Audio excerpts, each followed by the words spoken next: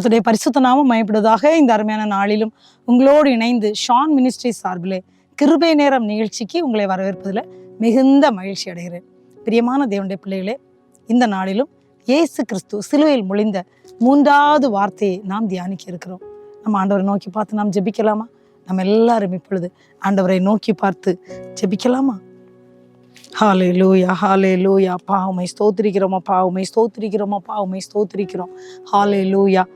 தள்ளப்பட்ட கல் கட்டிடம் தாங்கிடும் மூலை கல்லாயிற்று. தள்ளப்பட்ட கல் கட்டிடம் தாங்கிடும் மூலை கல்லாயிற்று. கர்த்த செயல் இது, அதிசயம் இது, கைதட்டி பாடுங்களே. கர்த்த செயல் இது, அதிசயம் இது, கைதட்டி பாடுங்களே. தோல்வி இல்லை எனக்கு, வெற்றி உண்டு எனக்கு. தோல்வி இல்லை நமக்கு, வெற்றி உண்டு நமக்கு. ஆண்டவர் படைத்த வெற்றியின் நாளிது. இன்று அகமகிழ்வோம், அக்களிப்போம், அல்லேலூயா பாடுவோம். இன்று அகமகிழ்வோம், அக்களிப்போம், அல்லேலூயா பாடுவோம். அல்லேலூயா. தோல்வி இல்லை, அல்லேலூயா. வெற்றி உண்டு, அல்லேலூயா. தோல்வி இல்லை, அல்லேலூயா. வெற்றி உண்டு. ஆண்டவர் படைத்த வெற்றியின் நாளிது. இன்று அகமகிழ்வோம், அக்களிப்போம், அல்லேலூயா பாடுவோம். இன்று அகமகிழ்வோம், அக்களிப்போம், அல்லேலூயா பாடுவோம். ஆம் தகப்பனே, அப்பா உம்மை துதிக்கிறோம், அப்பா உம்மை ஸ்தோத்திரிக்கிறோம். நீர் ஒருவரே ஆண்டவரே, ஸ்தோத்திரத்துக்கு உரியவரப்பா. துதிப்பதற்கு தகுதி பெற்றவர் நீங்க ஒருவர் தான் ஆண்டவரே. இந்த வேளையிலும் நாங்கள் உம்மை நோக்கி பார்க்க தந்த கிருபைக்காக நன்றி ஆண்டவரே. உம்மை ஸ்தோத்திரிக்கிறோம், உம்மை மையப்படுத்துகிறோம். இந்த வேளையிலும் ஆண்டவரே, சிலுவையிலே நீர் மொழிந்த 3வது வார்த்தையை நாங்கள் தியானிக்க இருக்கிறோம் அப்பா. அன்பான தேவ பிள்ளைகள் ஆவலோடு ஆண்டவருடைய வசனத்தை கேட்கும்படி உம்முடைய சமூகத்துல இருக்கிறது இங்க பாக்குறீங்க ஆண்டவரே. ஆண்டவரே, ஒவ்வொரு பிள்ளைகளுடைய வாழ்க்கையிலும் ஆண்டவரே நீர் ஆதரவையும் ஆறுதலையும் தேர்தலையும் கொடுக்கும்படியா இந்த நாளிலும் கண்ணீரோடு துக்கத்தோடு துயரத்தோடு என்னுடைய வாழ்க்கையிலே ஒரு ஆறுதல் வராதா, எனக்கு தேற்றரவு பண்ணுவாங்களா அப்படி என்று ஏங்கி கொண்டிருக்கின்ற ஒவ்வொரு குடும்பத்திற்கும் என் தேவன் இன்றைக்கு ஆறுதலை கொடுக்க முடியும். ஹல்லேலூயா.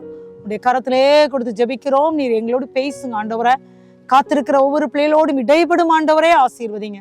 இயேசு ரட்சகர் மூலம் ஜெபம் கேளும் நல்ல பிதாவே. ஆமேன், ஆமேன். எனக்கு மிகவும் பிரியமான அன்பான தேவனுடைய பிள்ளைகளை, இந்த நாளிலும் இயேசு கிறிஸ்து சிலுவையிலே மொழிந்த 3வது வார்த்தையை நாம் தியானிக்க இருக்கிறோம். வாசிக்கலாமா? யோவான் 19வது அதிகாரம் 25, 26. யோவான் 19ஆம் அதிகாரம் 25, 26.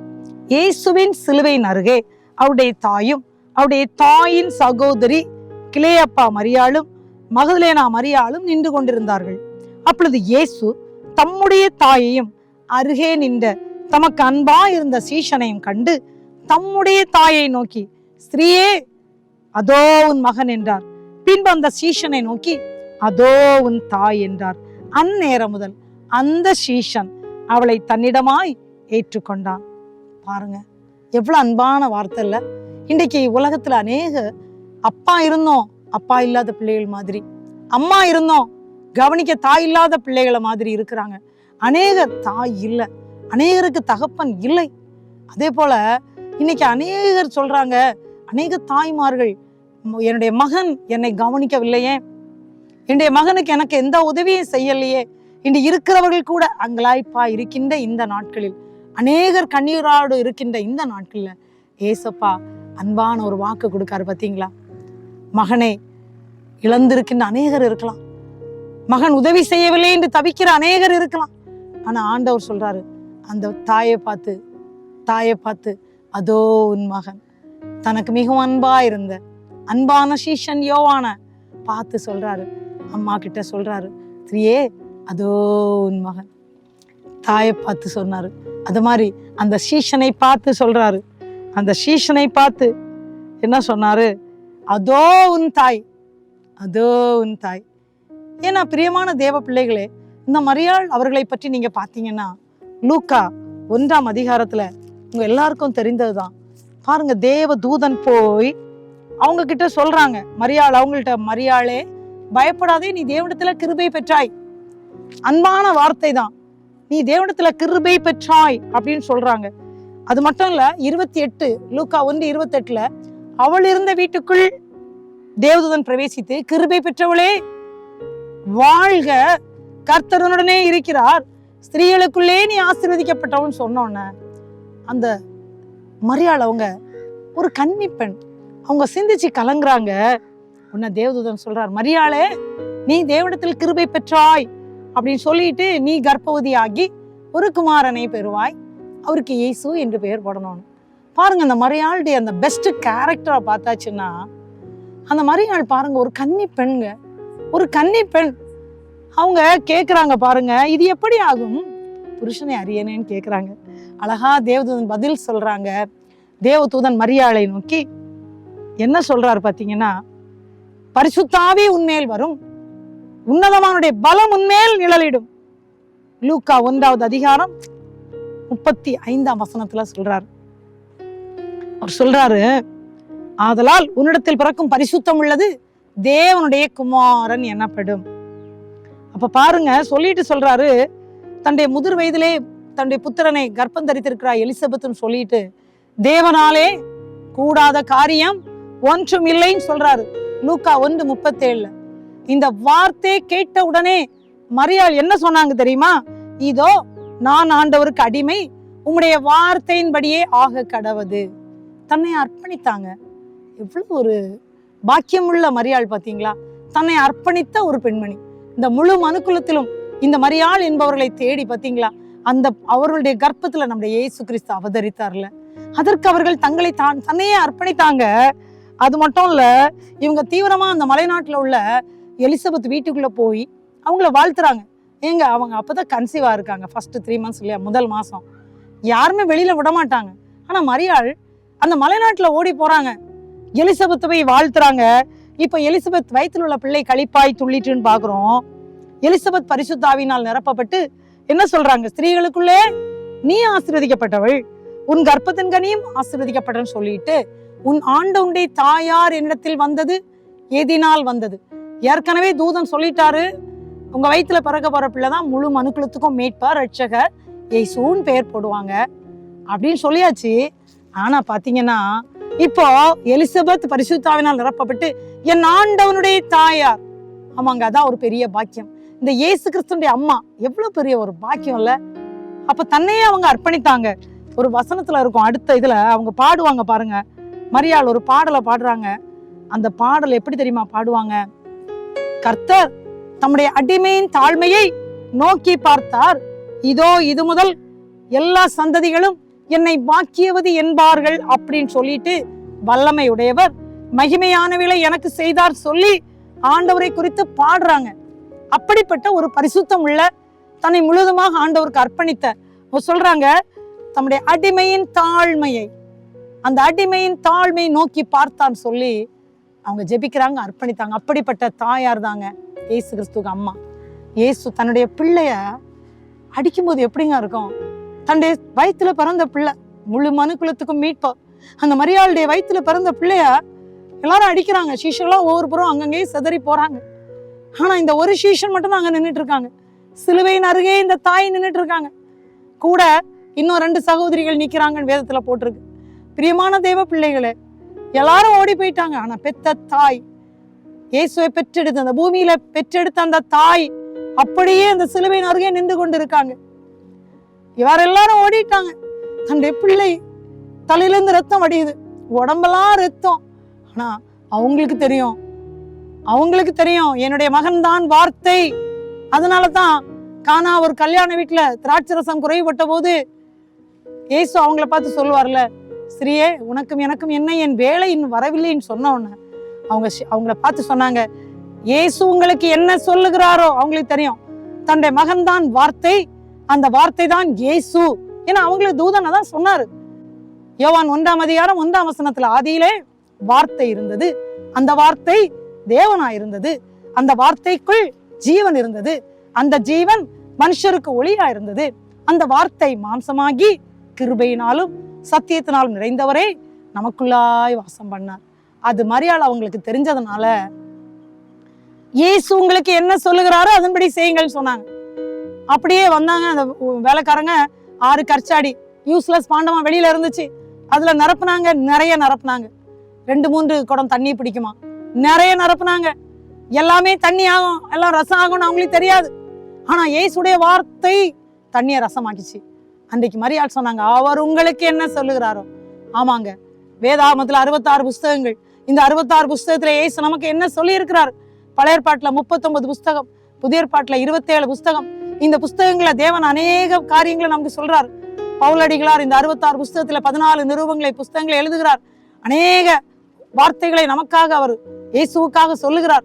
இந்த வார்த்தைகள் எல்லாம் நம்ம படிக்கும்போது இன்னும் இயேசுவுக்காக நாம் செயல்படுவதற்கு அது உதவியாக இருக்கும். பிரியமானவர்களே, இந்த கண்ணீரின் பள்ளத்தாக்கிலே தன்னுடைய மகன் இருக்கிறதை பார்த்த போதும் அந்த மகள் அந்த சிலுவையை விட்டு வேற எங்கேயும் போகல, சிலுவையின் அருகே தன்னுடைய மகன் அருகே இருந்தாங்க. இதாங்க இன்றைக்கு தேவை. இன்னைக்கு அனைவருடைய வாழ்க்கையில கஷ்டம் வரும்போது, துன்பம் வரும்போது ஏசப்பாவெல்லாம் மறந்து ஓடிடுறது. அது வரைக்கும் இயேசு விட்டு அத்தனை அற்புதங்களையும் வாங்கியிருப்பாங்க, இயேசு செய்த எல்லா அதிசயங்களையும் நினைவு கூர்ந்திருப்பாங்க. ஆனா கஷ்டங்கள் வரும்போது, பாடு வரும்போது ஓடிடுறது. ஆனா இயேசுக்கு அம்மா அந்த இடத்தை விட்டு போகவே இல்லை. என் மகன் அடிக்கப்பட்டிருக்கிறான், என்னுடைய மகனுடைய நெற்றியில எல்லாம் ரத்தம் வடிந்து கொண்டு இருக்கிறது, சரீரமெல்லாம் ரத்தம் வடிகிறது. ஏன்னா இந்த ரத்தம் தான் முழு மனுக்குலத்தையும் மீட்க முடியும். இந்த முழு மனுக்குலத்துக்கும் வாழ்வு கொடுப்பதற்கு என்னுடைய மகனுடைய ரத்தம் தேவை என்பதை இந்த மகள் அறிந்திருந்தபடியினால், ஏன்னா உன் ஆத்மாவையும் ஒரு பட்டயம் உருவி போகும் என்ற வார்த்தை அன்றைக்கு ஆலயத்தில் கிடைத்த போதே அந்த மகள் எல்லாவற்றையும் மரியாள் அவர்கள் தன்னுடைய இருதயத்துல வைத்து சிந்தனை பண்ணினார்கள் என்று படிக்கிறோமே. இந்த மரியாள் அவர்கள், இந்த தாயானவர்கள் இயேசுடைய கல்வாரி சிலுவையின் அருகே இருந்தார்கள். பிரியமான தேவ பிள்ளைகளே, அதனால தான் இயேசு பார்த்தார், எல்லாரையும் பார்த்தாரு.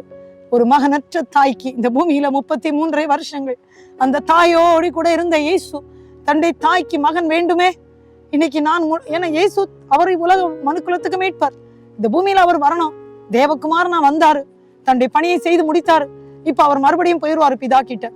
ஆனா அவர் எப்போதும் இருப்பார் பூமியில. ஆனா அம்மாவுக்கு இந்த பூமியில மனுஷ பிரகாரமா ஒரு மகன் வேண்டுமே அப்படின்னு பாக்குறாரு. அவர் அந்த அம்மாவை பார்த்து சொல்றாரு.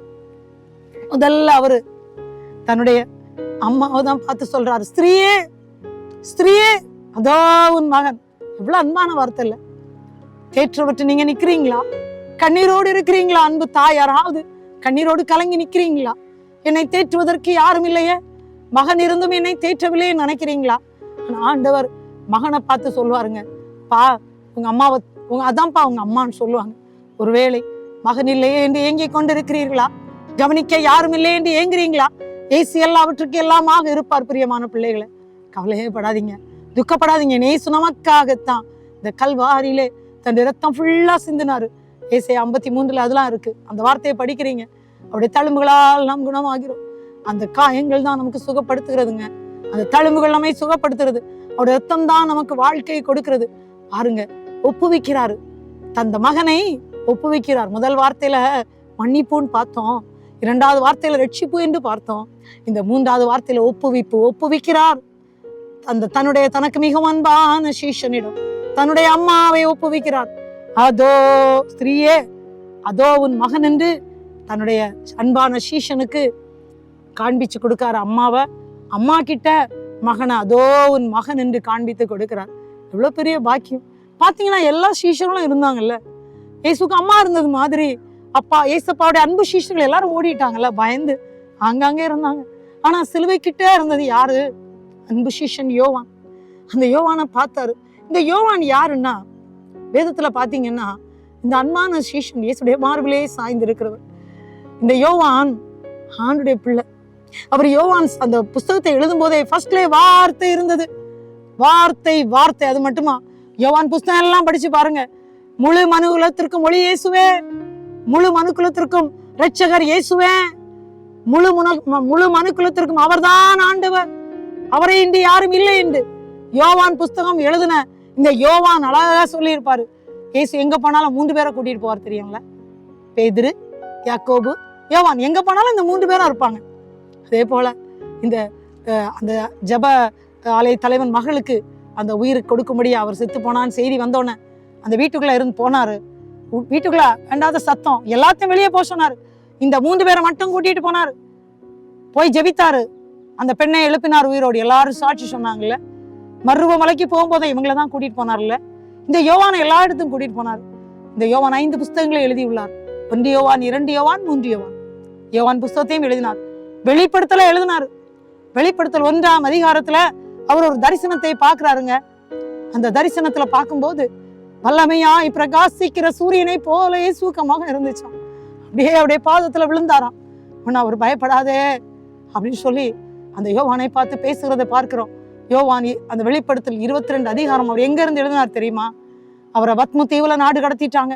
அங்க இருந்துதான் அந்த 22 புஸ்தகத்துல அந்த வெளிப்படுத்தல் உள்ள 22 அதிகாரத்தையும் எழுதினார். உயிருள்ள வார்த்தைகள் இனி நடக்க போறதை குறித்து மிக தெளிவா தேவன் அவருக்கு வெளிப்படுத்தினதை எழுதினார். ஃபர்ஸ்ட் சீஷர்களை தெரிந்தெடுக்கும் போது அவரு பேதுரு, யாக்கோபு, யோவானை தான் அவர் முதல்ல செலக்ட் பண்றத நம்ம வேதத்துல படிக்கிறோம். அப்படிப்பட்ட அந்த யோவான் சீஷன் அவரு கூட இருக்கிறத நம்ம பார்க்கிறோம். அவருக்கு கூட இருக்கிறார் பிரியமானவர்களே. இப்பதான் அவர் யோவான்கிட்ட போய் சொல்றாரு, அதோ உன் தாய். அம்மாவை பார்த்து அதோ உன் மகன். எனக்கு மிகவும் பிரியமான அன்பான தேவ பிள்ளைகளே, அம்மா இல்லையே என் மகன் ஏங்கி கொண்டிருக்கிறீங்களா? பிள்ளைகள், எங்களுக்கு ஒரு அம்மா இல்லையே, இருந்தும் எங்களை கவனிக்கவில்லையேன்னு அழுது கொண்டு இருக்கிறீங்களா? எங்களுக்கு இந்த பூமியில வாழ்கிற எங்களுக்கு தேர்தலை கொடுக்க யாருமே இல்லையே என்று கண்ணீரோடு இந்த வார்த்தையை கேட்டுக்கொண்டு இருக்கிறீர்களா? பிரியமானவள, நீங்க யாரா இருந்தாலும் சரி, தேவன் உங்களை பார்த்துதான் உங்களை தேற்றுகிற ராஜாதி ராஜாவாக, உங்களுக்கு ஒரு அப்பாவாக, உங்களுக்கு ஒரு அம்மாவாக, உங்களுக்கு ஒரு மகனாக, உங்களுடைய பிள்ளைகள், உங்கள் வாழ்க்கைய எல்லா காரியத்திலும் உங்களுக்கு உதவி செய்கிறவராக இயேசு சொல்றார், நான் உன்னை பலப்படுத்தி உனக்கு சகாயம் பண்ணுவேன். I will strengthen you and I will help you. ஒரு ஹெல்ப்பரா இருக்காருங்க, கவலைப்படாதீங்க. அதுக்காக தாங்க அவர் தன்னையே இந்த பூமியில அர்ப்பணித்தார். நம்மை வாழ வைக்க, முழு மனுக்குலத்திற்கும் வாழ்வு கொடுக்க. தேற்றரவே இல்லையே, ஆறுதலே இல்லையே, எனக்கு ஒரு அரவணைப்பே இல்லையே என்னை அங்கலாய்த்து கொண்டிருக்கின்ற ஒவ்வொரு குடும்பங்களுக்கு தேவன் அரவணைப்பை, ஒரு ஒப்புவிப்பை கொடுக்கும்படிக்குதான் இந்த பூமியில தன்னுடைய இரத்தத்தையே சிந்தினார். ஏசு மொழிந்த இந்த 3வது வார்த்தையும் மிக அருமையான, முழு மனுக்குலத்தையும் வாழ வைக்கின்ற அன்பான வார்த்தை. பிரியமானவள, ஏசு சொன்னார் பாத்தீங்களா, ஸ்திரியே அதோ உன் மகன். என் மகன் இறந்து போறாரு, என்னுடைய மகனை அடிக்கிறாங்களே, சிலுவையில் அறைந்து கொள்றாங்களே என்று அழுது கொண்டிருந்த அந்த தாயை பார்த்து அதோ உன் மகன் என்று தனக்கு மிகவும் அன்பான சீஷன் யோவானை காட்டி கொடுக்கிறார். தனக்கு மிகவும் அன்பான ஒரு சீஷனா இருந்த யோவான் மட்டும்தான் அந்த சிலுவையிலையும் கூட இருந்தார். அவரை பார்த்து யோவான் சீஷனை பார்த்து அதோ உன் தாய். அதுல வார்த்தை என்ன இருக்கு? அந்நேரம் முதல் அந்த சீஷன் மரியாளை, இயேசுடைய அம்மாவை தன்னிடமா ஏற்றுக்கொண்டார் சொல்லி பார்க்க. அன்பான தேவ பிள்ளைகளே, ஒரு அங்கலாய்ப்போடு இந்த செய்தியை கேட்டுக்கொண்டிருக்கிறீர்களா? ஏசு இந்த பூமியில வந்ததுனாலதாங்க நமக்கு வாழ்வு வந்தது. அவர் ரத்தத்தை சிந்தி மரித்ததுனால தாங்க நமக்கு தேறுதல் வந்தது. இயேசு அந்த இந்த வார்த்தைகளை நமக்கு சொன்னது எதுக்குன்னா, முழு மனுக்குலமும் இன்றைக்கு ஆறுதல் இருக்காங்க. அநேக குடும்பங்கள்ல ஆக்சிடென்ட் நிமித்தமாக, அநேக குடும்பங்கள்ல பலவித போராட்டங்கள் நிமித்தமாக அன்பான பிள்ளைகளை இழந்து தவிக்கிற பிள்ளைகளுக்கு, தாயை இழந்து, தகப்பனை இழந்து, குடும்பங்களை இழந்து தவிக்கின்ற ஒவ்வொரு குடும்பத்திற்கும் ஆறுதலை கொடுக்கிறவரே இயேசு மட்டும்தாங்க. ஆமாங்க, ரொம்ப நல்லவர். அதான் கலாத்தியர்ல சொல்லுவாரு, காலம் நிறைவேறின போது ஸ்திரீண்டத்தில் பிறந்தவர் என்று இயேசு குறித்து போட்டிருப்பாங்க. இயேசு சொல்லுவாரு, அப்பா பிதாவே என்று கூப்பிடுகிற புத்திர சுவிகார வாக்கியத்தை இதயத்துக்குள்ள ஊட்டினாராம்.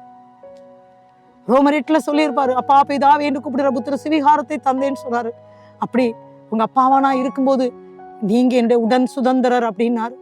வானம் அவருக்கு சிங்காசனம், பூமி அவருக்கு பாதப்படிங்க. அவ்வளவு பெரிய ராஜாதி ராஜாதான் நம்ம இயேசு. சிலுவையில 7 வார்த்தைகளை மொழிந்தார்.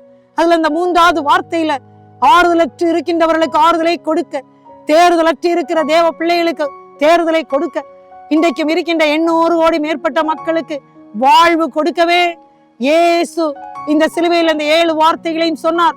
அதுல அந்த 3வது வார்த்தை, அந்த தாய்க்கு ஒரு மகன், அந்த மகனுக்கு ஒரு தாயை அவர் உறுதி அளிக்கிறதை நாம் பார்க்கிறோம். அதோ உன் தாய். சீஷனை பார்த்து சொன்னார், அம்மா பார்த்து அதோ உன் மகன். அன்பான தேவ பிள்ளைகளே, எப்படிங்க வேதனையில இருக்கும்போது ஒரு தேர்தலை மற்றவர்களுக்கு கொடுக்க முடியும்? நம்ம நினைக்கலாம் அது எப்படி முடியும்? நம்ம கூட இசப்பட்ட ஜெபிக்கலாம், அப்பா நானே கண்ணீர்ல இருக்கனே, நான் இன்னொரு நபருக்கு எப்படி நான் ஒரு ஆறுதலை கொடுக்க முடியும்?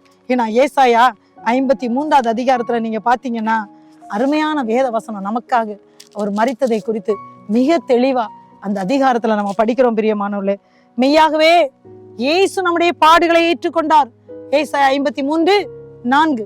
மெய்யாகவே இயேசு நம்முடைய பாடுகளை ஏற்றுக்கொண்டு நம்முடைய துக்கங்களை சுமந்தார். அவர் தேவனால் அடிபட்டு வாதிக்கப்பட்டு சிறுமைப்பட்டவர் என்று எண்ணினோம் அப்படின்னு இருக்கு. ஆனா நம்முடைய மீறுதல் நிமித்தம் அவர் காயப்பட்டாராம். நம்முடைய அக்கிரமங்கள் நிமித்தம் அவர் நொறுக்கப்பட்டாராம். நமக்கு சமாதானத்தை உண்டு பண்ணும் ஆக்கினே அவர் மேல் வந்தது.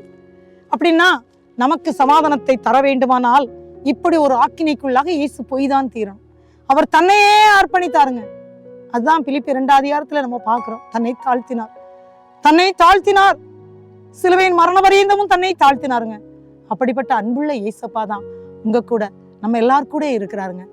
கவலைப்படாதீங்க. ஒருவேளை அதே வேதனையோடு இந்த வார்த்தையை கேட்டுக்கொண்டு இருக்கிறீங்களா? இயேசு சிலுவையில் மொழிந்த வார்த்தை இருக்குல்ல, இந்த 7 வார்த்தையுமே முழு மனுக்குலத்துக்கும் வாழ்வு கொடுக்கிற வார்த்தைகள். ஏன்னா துக்கத்துல இருந்து கொண்டே, பாடுகளினுடைய இருந்து கொண்டே, கண்ணீரின் மத்தியிலே இந்த வார்த்தைகளே அவர் கொடுக்கின்றார் என்றால் இந்த வார்த்தைகள் மூலம் முழு மனுக்குலத்திற்கும் மீட்பு வருகிறது. பிரியமானவளை, நீங்க யாரா இருந்தாலும் சரி, நீங்க துக்கத்தோடு தான் இருக்கிறீங்களா? ஆண்டவர் நோக்கி பார்ப்பீங்களா? நம்ம இப்ப ஆண்டவர் நோக்கி பார்த்து நம்ம ஜெபிக்க போறோம். இயேசுவே, எங்க கண்ணீரை, எங்க பாடுகளை கல்வாரியில சுமந்தீங்களப்பா. அன்னைக்கு ஒரு ஆறுதலற்று இருந்த தாய் மரியாள் அம்மா அவர்களுக்கு நீங்க உங்க அன்பான சீஷனை கொடுத்தீங்களாப்பா. அப்பா, உங்க அன்பான சீஷன் அம்மா இல்லாம நின்ற போது நீங்க உங்க அன்பான சீஷன் அவரை அப்படியே அம்மாவுக்கு மகனா காமிச்சிங்களே, அந்த நேரத்துல அந்த மகன் அம்மாவை தாயாக ஏற்றுக்கொண்டாரப்பா. அப்பா, இன்றைக்கு நாங்களும் அதே போல கண்ணீர்ல இருக்கிறோம்ப்பா, எங்க கண்ணீரை துடைச்சிருங்கப்பா அப்படி சொல்லி கேட்பீங்களா? ஏசு உங்கள் கண்ணீரை துடைக்கிறவராக, உங்கள் வேதனைகளை மாற்றுகிறவராக, உங்கள் பாடுகளை மாற்றுகிறவராக கல்வாரி சிலுவையில இந்த 3வது வார்த்தையை சொல்லுகிறார். இந்த 3வது வார்த்தையை யோவான் 19:26-27, ஸ்திரியே அதோ உன் மகன் என்றார்.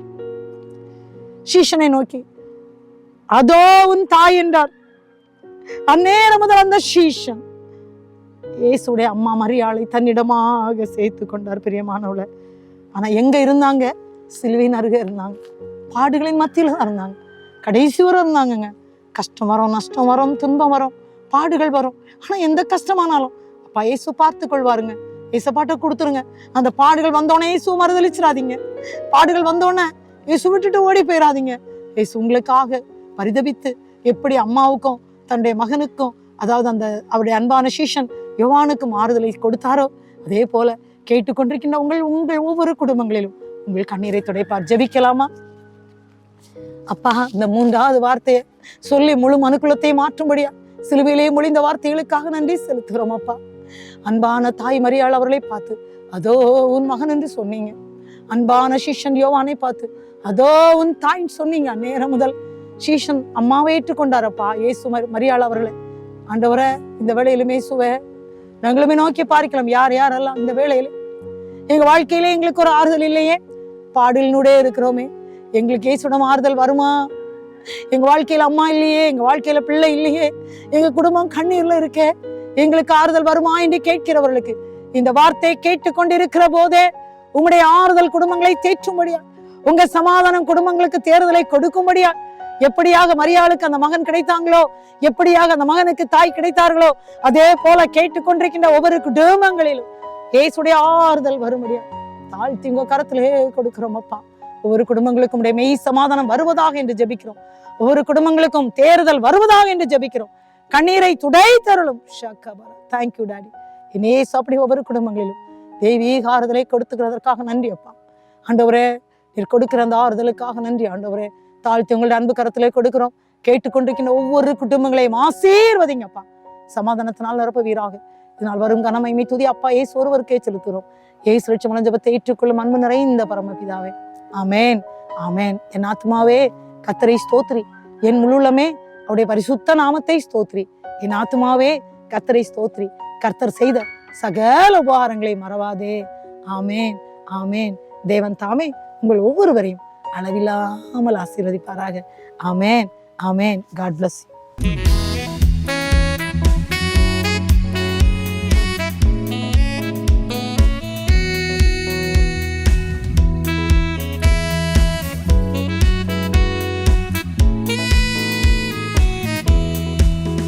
என்னை நேசிக்கின்ற